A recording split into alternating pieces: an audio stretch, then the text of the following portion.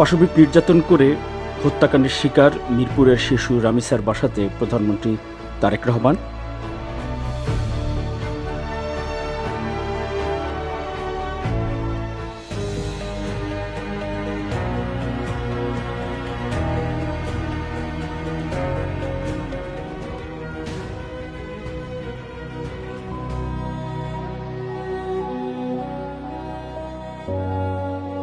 যে জড়িত তার বিচার আমরা আগে করতে চাই, তার বিচারের ব্যবস্থা আমরা আগে করতে চাই।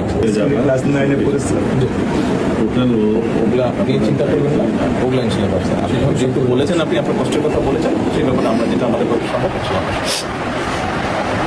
আপনি কিছু বলবেন?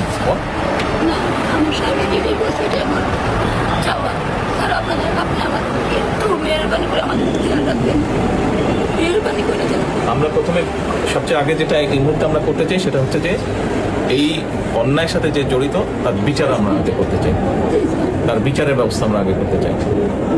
এইটা আমরা আগে প্রথমে করতে চাই। আপনাদেরকে শক্ত থাকতে হবে, ধৈর্য ধরতে হবে, ওর দিকে তাকে শক্ত থাকতে হবে। এক সন্তান আল্লাহ নিয়ে গেছে, আরেক সন্তান আপনার কাছে আছে, ওর কথা মনে করে আপনাদের শক্ত থাকতে হবে, ওর দিকে তাকে। ঠিক আছে?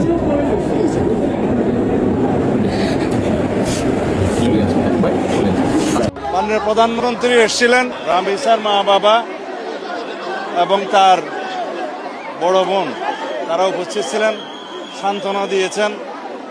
আমরা আশ্বস্ত করেছি পুলিশ ডিপার্টমেন্ট দ্রুততার সাথে আসামিকে গ্রেফতার করতে সক্ষম হয়েছে এবং আসামি তার স্বীকারোক্তিমূলক জবানবন্দি 164 ধারায় 164 স্টেটমেন্ট যেটা বলি সেটা করেছে।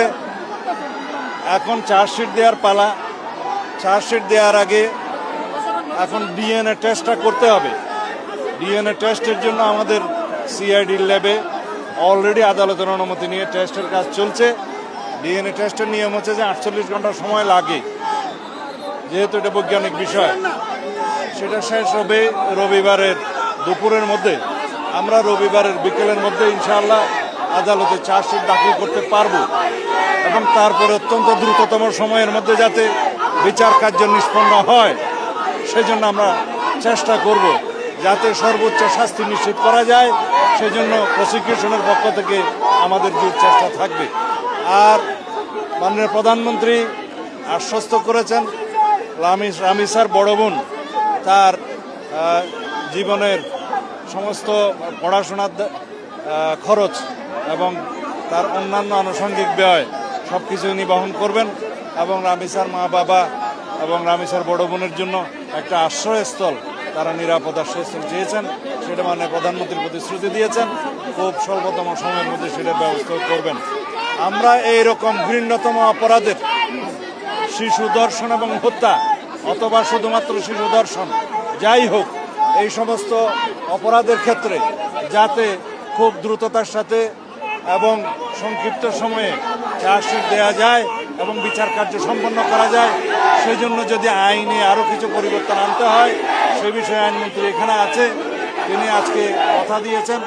ক্যাবিনেট মিটিংয়ে আমাদের এটা আলোচনা হয়েছে, তিনি সেই বিষয়ে আইনি সংস্কারও সাধন করবেন। যেখানে প্রয়োজনীয় সংশোধনের দরকার সেটা আমরা করব। এইভাবে আমরা দেশে এরকম ঘৃণ্যতম অপরাধের যাতে আর পুনরাবৃত্তি না হয় সেজন্য চেষ্টা করবো ইনশাআল্লাহ। ধন্যবাদ। পরিবার চেয়েছে সুষ্ঠু ন্যায় বিচার দ্রুততম সময়ের মধ্যে, সেটা পরিবারের 1 নম্বর চাওয়া এবং সেটাই স্বাভাবিক। তারপরে তার যে অন্য কন্যা সন্তান আছে তার নিরাপদে যাতে থাকতে পারে, পড়াশোনা করতে পারে, উন্নত জীবন পায়, সেই জন্য সহায়তা চেয়েছেন। সেটা মাননীয় প্রধানমন্ত্রী পরিবার বলেছেন যে এত দ্রুততম সময়ে এইভাবে গ্রেপ্তার হওয়া খুব নজিরবিহীন। তারা গ্রেপ্তার এবং আমাদের আইনি পদক্ষেপগুলোতে এখন পর্যন্ত তারা সন্তুষ্ট। আচ্ছা, আরেকটা বিষয়, যে দায়িত্ব নেওয়ার কথা বললেন আপনি, সেই দায়িত্বটা কি তারেক রহমান সাহেব নিজে নিচ্ছেন নাকি প্রধানমন্ত্রী হিসেবে নিচ্ছেন?